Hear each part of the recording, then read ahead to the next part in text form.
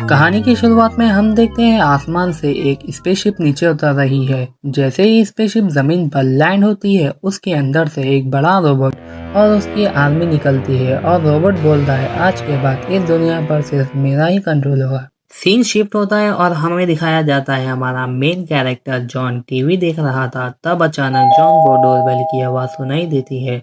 तब हम देखते हैं दरवाजे पर एक लड़का डोरबेल बजाता है। जॉन खड़ा होता है और कहता है, इस वक्त कौन आया होगा। जॉन दरवाजा खोलता है और मुस्कुराते हुए बोलता है, अरे क्रिस तुम। तभी हमें पता चलता है कि वो लड़का और कोई नहीं बल्कि जॉन का बेस्ट फ्रेंड क्रिस है। क्रिश कहता है, चलो जॉन बाहर कुछ खेलते हैं। जॉन हंसते हुए बोलता है, हाँ यार, मैं भी टीवी देखकर बहुत बोर हो रहा था। फिर जॉन कहता है, एक मिनट, मैं फुटबॉल ले आता हूँ। जॉन जैसे ही फुटबॉल लेने अंदर जाता है, अचानक उसकी नज़र एक कोने में संदूक पर पड़ती है। जॉन हैरान होकर कहता है, ये क्या संदूक, ये तो पहले कभी यहाँ नहीं था। फिर अचानक यहाँ कैसे आ गया।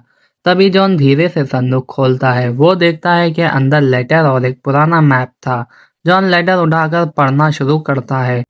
लेटर जॉन के दादाजी का होता है। दादाजी लेटर में लिखते हैं, डियर जॉन, अगर तुम ये लेटर पढ़ रहे हो, इसका मतलब दुनिया खतरे में है और तुम ये दुनिया को बचा सकते हो।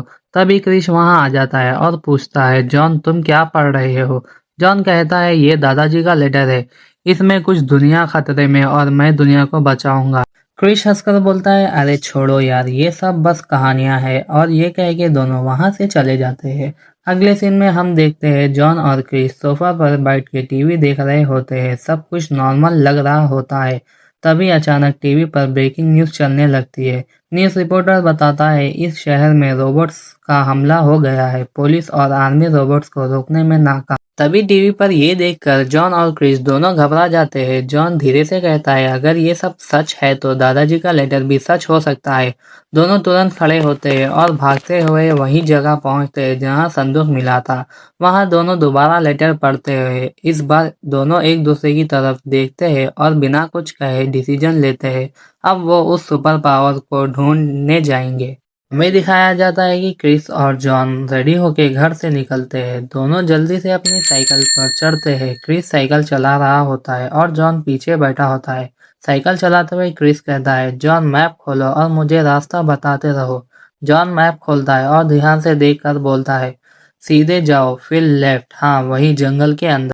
जैसे ही दोनों जंगल में एंटर करते हैं, माहौल अचानक शांत और थोड़ा डरावना हो जाता है। पेड़ घने हो जाते हैं, रोशनी कम हो जाती है। क्रिस धीरे से बोलता है, यार जॉन, थोड़ा अजीब सा लग रहा है। जॉन हिम्मत देते हुए कहता है, डरो मत, हम यहीं आना था, चलो पीछे नहीं हटेंगे। थोड़ी देर बाद दोनों एक पुरानी गुफा के सामने रुकते हैं। दोनों एक दूसरे को देखते हैं और फिर गुफा के अंदर एंटर कर जाते हैं। अचानक ही गुफा के अंदर से बहुत सारे चमगादड़ जोर से उड़ते हुए बाहर निकलते हैं। दोनों एक पल के लिए घबरा जाते हैं। क्रिश हिचकिचाते हुए बोलता है, मैं नहीं डरा। जॉन तुरंत बोलता है, हाँ हाँ, मैं भी नहीं डरा। पर सच ये होता है कि दोनों अंदर से बहुत डरे हुए होते हैं, फिर भी गुफा के अंदर बढ़ते चले जाते हैं।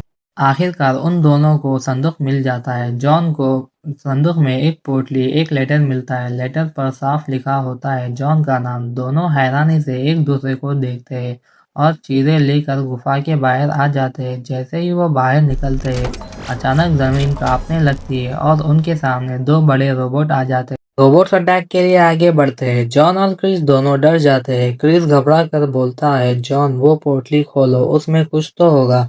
जॉन जल्दी पोटली खोलता है। उसमें से निकलते हैं स्पेशल हैंड ग्लव्स और शूज। जॉन बिना वक्त गवाए उन्हें पहन लेता है। तभी रोबोट फिर से अटैक करते हैं। तभी जॉन शील्ड बनाता है जिससे दोनों रोबोट के अटैक से बच जाते हैं। जॉन शील्ड के अंदर से बाहर निकलता है। फिर जॉन दोनों रोबोट्स पर एक साथ इलेक्ट्रिक शॉक का अटैक करता है। इससे एक रोबोट वहीं खत्म हो जाता है और दूसरे रोबोट पर लेजर बीम छोड़ता है जिससे वो रोबोट भी खत्म हो जाता है।